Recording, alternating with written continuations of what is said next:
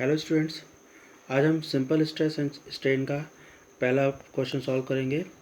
तो यहाँ पर क्वेश्चन को पढ़ेंगे पहले, उसके बाद हम इसके बारे में जो हमें गिवन है वो हम लिखते हैं। तो now a mild steel rod 20 mm diameter is subjected to an axial pull. एक 20 mm डायमीटर की रॉड को 50 किलोमीटर लोड के द्वारा पुल किया जाता है। अब हमें निकालना क्या है, तो determine the tensile stress induce in the rod and the elongation. मतलब रॉड में जो टेंसाइल स्ट्रेस डेवलप हो रही है वो निकालना है, और उसके अंदर जितना भी डिफॉर्मेशन हो रहा है, मतलब जो लंबाई में परिवर्तन हो रहा है वो निकालना है, जिसको हम बोलते हैं elongation. If the unloaded length is 5 metre, तो जो लंबाई दी है रॉड की कितनी दी है 5 मीटर, और उसकी इलास्टिसिटी कितनी है 210 GPa। यहाँ पर ब्रैकेट में भी लिख दिया है प्रॉपर दिखने के लिए। तो नाउ सबसे पहले जो हमको गिवन है वो लिखते हैं। तो यहाँ पर गिवन क्या क्या है हमारे पास, तो गिवन सबसे पहले हमारे पास है डायमीटर। तो डायमीटर को हम स्मॉल डी से रिप्रेजेंट कर रहे हैं। ये हमें गिवन है कितना 20 mm। उसके बाद जो हमारे पास फोर्स दिया है वो है 50 किलोन्यूटन। 50 किलोन्यूटन को हम क्या कर लेते हैं, 50 किलोन्यूटन को हम न्यूटन में कन्वर्ट कर लेते हैं। तो जब 50 किलोन्यूटन न्यूटन में कन्वर्ट करेंगे तो 50 × 10³ न्यूटन हमारा फोर्स हो जाएगा। इसी तरह से हमें गिवन डिस्टेंस कितनी है, तो हमें डिस्टेंस गिवन है, मतलब लेंथ गिवन हमारे पास कितनी है 5 मीटर। तो 5 मीटर को भी हम क्या करते हैं मिलीमीटर में कन्वर्ट कर लेते हैं। तो 1 मीटर में कितने मिलीमीटर होते हैं 10³ mm होते हैं। तो यहाँ पर जो हमने गिवन है वो लिख लिया है। E= हमें गिवन है 210 गीगापास्कल। तो गीगापास्कल को हम कैसे लिख सकते हैं, 210 × 10³ न्यूटन पर एम स्क्वायर के फॉरवर्ड में लिख देते हैं। तो यहाँ पर ई की वैल्यू हमने पुटअप कर दी, और हमको यहाँ पर क्या क्या है, अब निकालना हमको क्या है, तो हमें निकालना है सिग्मा, जिसको हम बोलते हैं स्ट्रेस, और दूसरा हमको निकालना है डिफॉर्मेशन, जिसको हम डेल एल से रिप्रेजेंट करते हैं। ना आप क्वेश्चन को सॉल्व करते हैं। तो सबसे पहले हमको निकालना है यहाँ पर क्या है स्ट्रेस। तो स्ट्रेस का फॉर्मूला जो होता है हमारे पास क्या होता है, यहाँ पर हम स्ट्रेस लिखते हैं,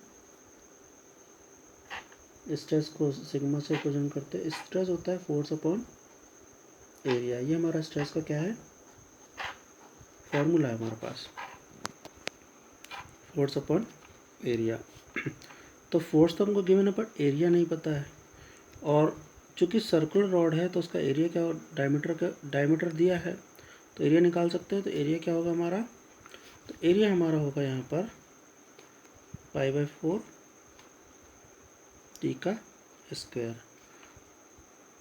तो ये हमारा एरिया हो जाएगा। तो एरिया = π/4, डी हमारा कितना दिया है 20 mm। तो 20 में पुटअप करेंगे पूरे का स्क्वायर। तो जब इसको सॉल्व करते हैं तो हमारी वैल्यू कितनी आती है, ये वैल्यू हमारी आती है 314 mm²। जब हमारा एरिया निकल आएगा तो हम क्या करेंगे, इस फार्मूले से स्ट्रेस निकाल लेंगे। तो स्ट्रेस = क्या होता है हमारा फोर्स अपॉन एरिया। तो फोर्स हमारा कितना गिवन है क्वेश्चन में 50 × 10³ न्यूटन में कन्वर्ट हो गया। एरिया हमारा है 314 mm²। तो जब हम इसको रिजॉल्व करते हैं तो ये हमारी वैल्यू कितनी आती है, ये हमारी वैल्यू आती है 159.23, जो कि स्ट्रेस है। तो इसकी यूनिट होती है Nm²।